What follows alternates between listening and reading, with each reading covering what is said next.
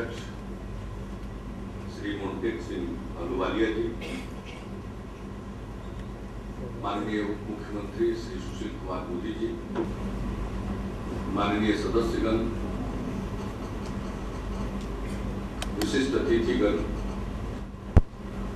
विधानसभा और बिहार सरकार के अधिकारीगण, मैं कुछ कुलपतियों को भी देख रहा हूं, कुलपतिगण, देवी और सचिवों, प्रिंट और इलेक्ट्रॉनिक मीडिया के प्रतिनिधिगण।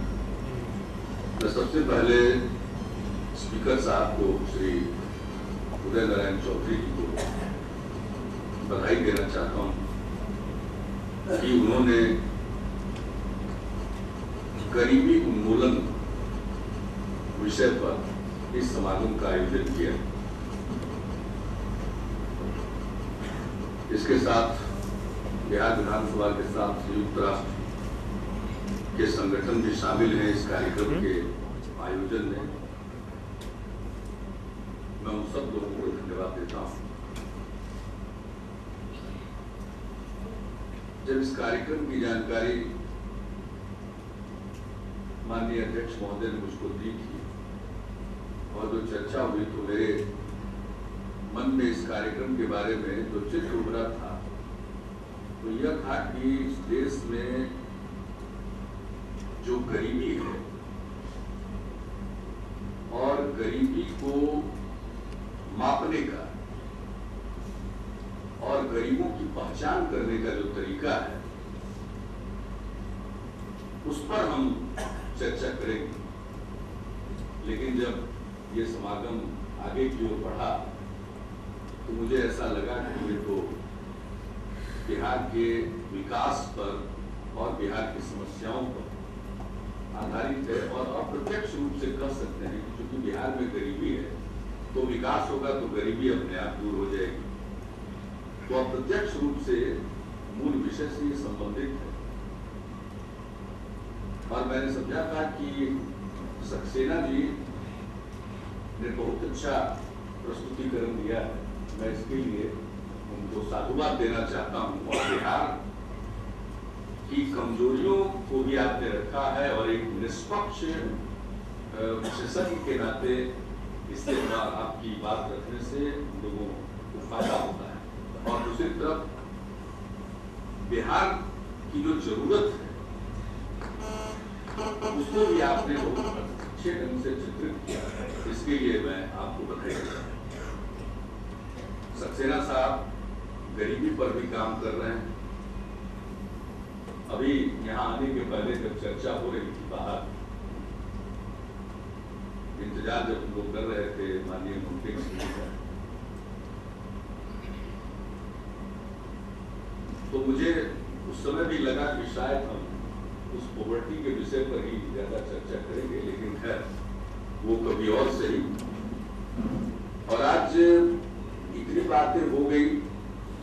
अब इस परिप्रेक्ष्य में योजना आयोग के उपाध्यक्ष श्री मोंटेक सिंह जी अहलूवालिया को अपना विचार व्यक्त करना।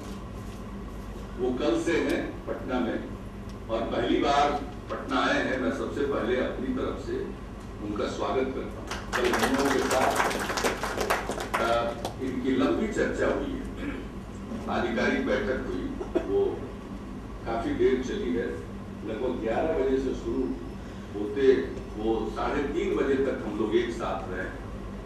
प्रेजेंटेशन होता रहा, डिस्कशन होता रहा, विभिन्न विषयों पर आपसी बातचीत भी होती रही और बहुत अच्छा कार्यक्रम रहा। हम तो इनको बहुत पहले से चाहते थे कि आए।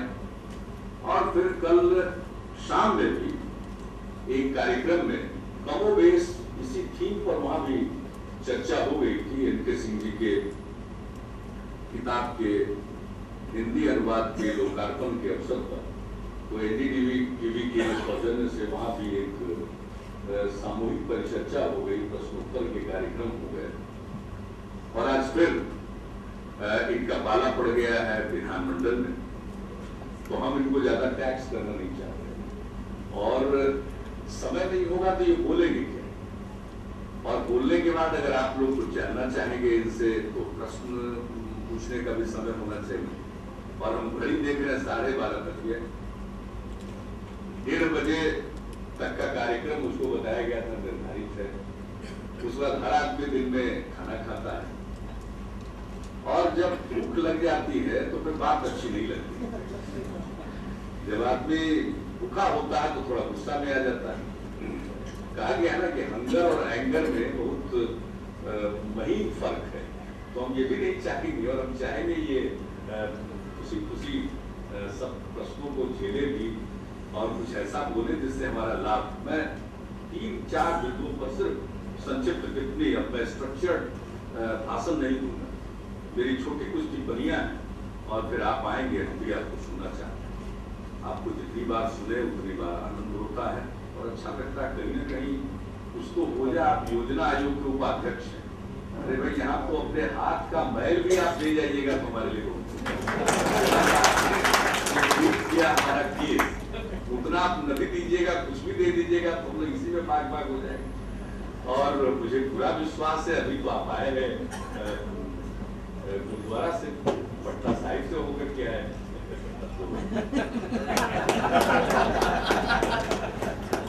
इसलिए प्राइवेट इन्वेस्टमेंट तब ग्रोथ होगा, और बिहार का ग्रोथ होगा तभी आपकी योजना का इस बार जो संकल्प है इंक्लूसिव ग्रोथ, उसको आप हासिल कर सकते हैं। और यही है समावेशी विकास, यही है न्याय के साथ विकास। बिहार को छोड़ करके देश कैसे ग्रो करेगा? हम अब टॉप G20 के सदस्य नहीं बनना चाहते, अब टॉप 3 के मेंबर बनना चाहते हैं। तो जब हम टॉप 3 के सदस्य बनना चाहते हैं तो बिहार को छोड़ दीजिएगा। एक तरफ विकास के टापू और दूसरी तरफ मरुभूमि, ये कैसा समावेशी विकास? और बिहार में बहुत टैलेंट है, मानसिक उर्वरता बहुत ज्यादा है। बिहारियों को ठीक करके रखिए, वो सब जगह